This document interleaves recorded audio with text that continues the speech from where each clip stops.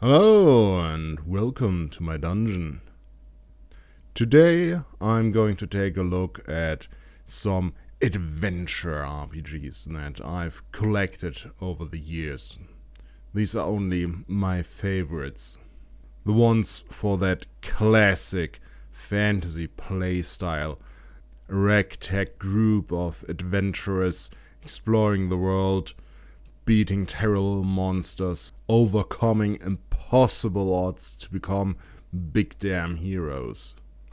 This is for stories like The Hobbit, The Lord of the Rings, The Conan the Barbarian, this classic adventure gaming style. I've got 12 games that I can recommend.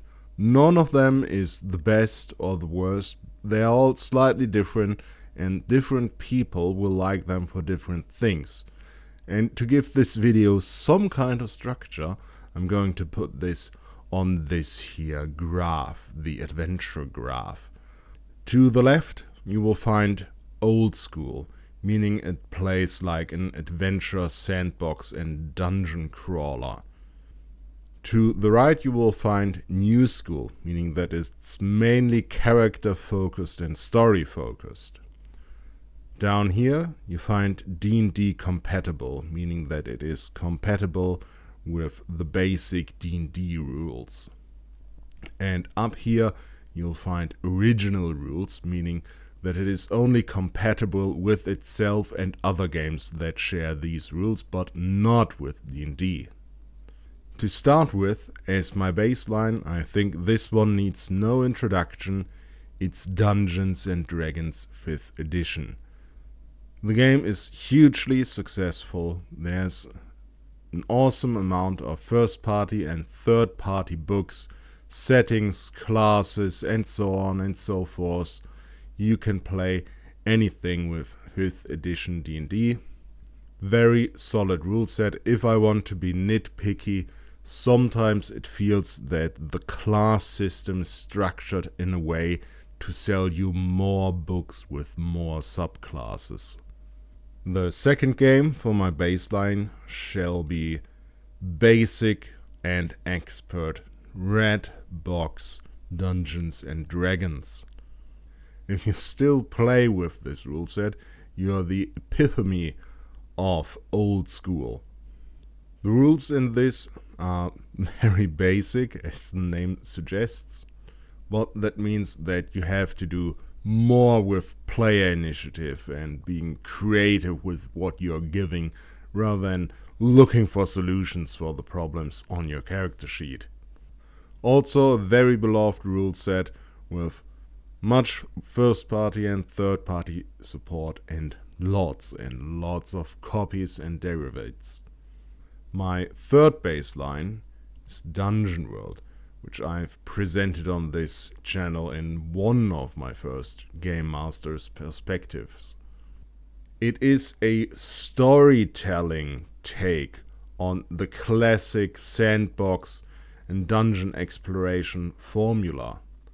It is based on Apocalypse World, so the rule set is powered by the Apocalypse, and for this system and its derivative in Dungeon World itself, there's lots of third-party support, additional classes, adventures, optional rules, and so forth you can find for this. This is great if you like this adventuring playstyle, but you're not into the D&D rules at all and want a minimalistic storytelling rule set instead. It also has a great GM section teaching you how to prepare an adventure, how to prepare an entire sandbox campaign. And some of the lessons you will learn in Dungeon World you can use for any RPG, including 5th edition D&D, and I've made a video about that a long time ago. Next up, we have Old School Essentials. Old School Essentials basically is the same as BX D&D.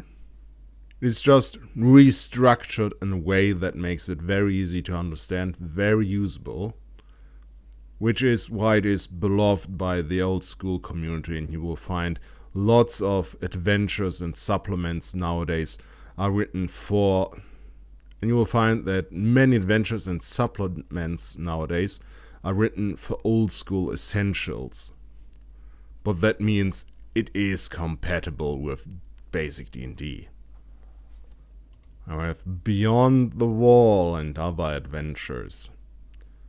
The rule set is very similar to BX Old School Essentials, but it is a bit more streamlined. What sets this apart is that it uses playbooks for character creations. These allow you to just give them to your players, and within half an hour, they will have made their character with little to no help, and it will have a backstory and a place in your setting. And they even have playbooks for the GM to come up with the adventure while the players are making their characters. This is very easy to pick up for new players, and you will find a good amount of first-party support that is building on the core rules with more settings, more classes, more adventure beyond the wall to be have. Then we have Shadowdark, which I just did a video for. Shadowdark feels very much like old school D&D, from its playstyle over its presentation, but the rules are thoroughly inspired by modern D&D. Very streamlined, very easy to learn, very easy to run, and the core rules have great tools and random tables for the game master to create the dungeons, to create NPCs and the world. Even a complete sandbox hex crawling systems where you can create the world as the players discovered, hex by hex. We have Bane from Free League.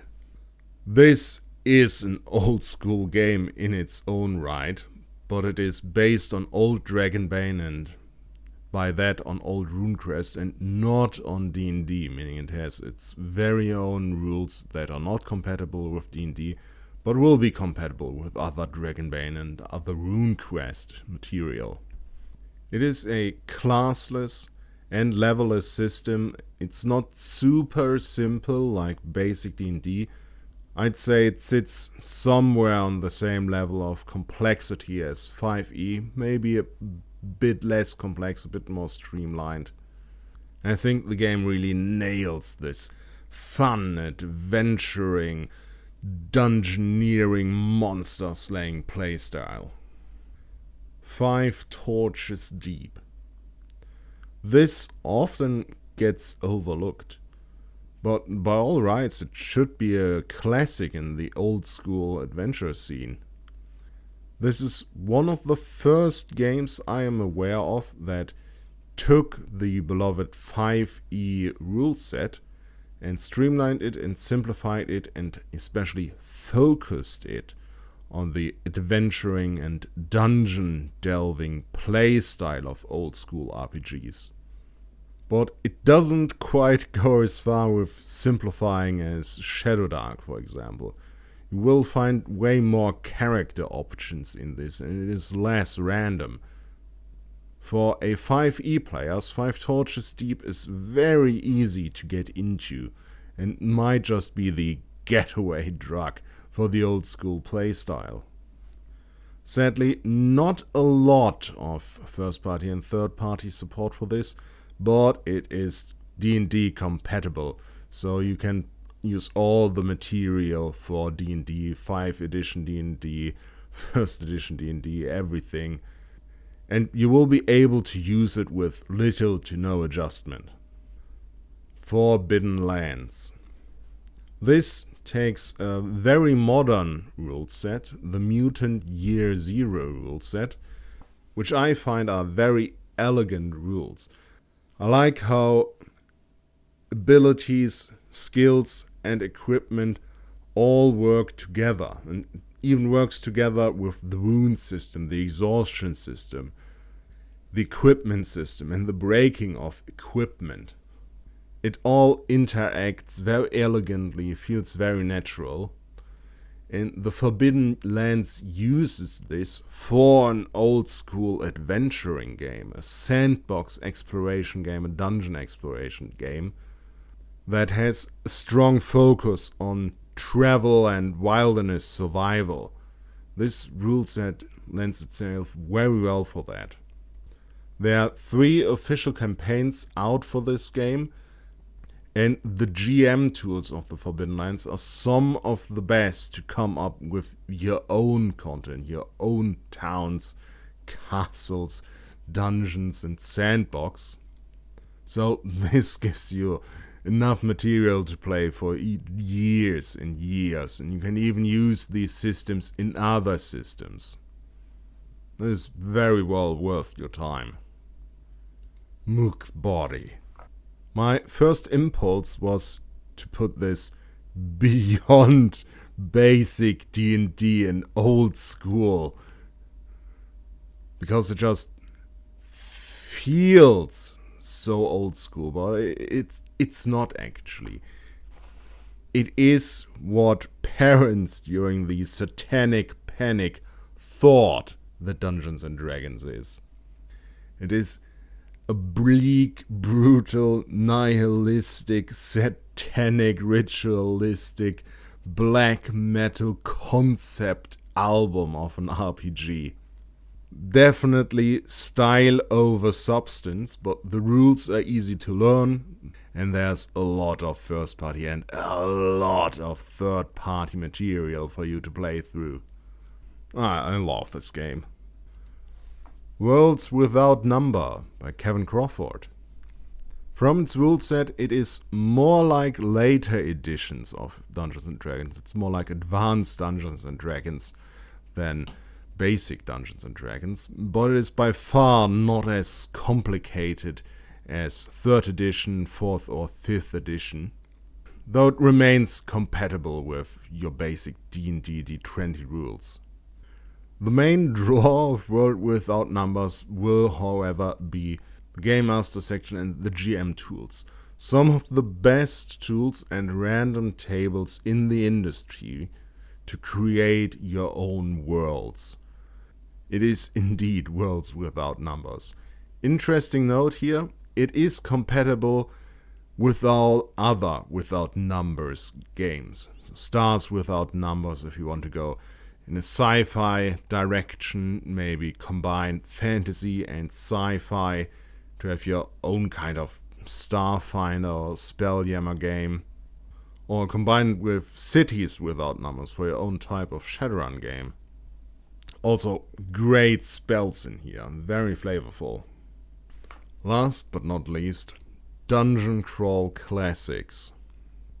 Very much rooted in the old school D&D playstyle, with notoriously deadly adventures, but does a few things its own way, like it has a luck mechanic, a mighty deed mechanic for fighters, so they can do more than just basic attacks, and its use of funky dice like a D7 or a D14.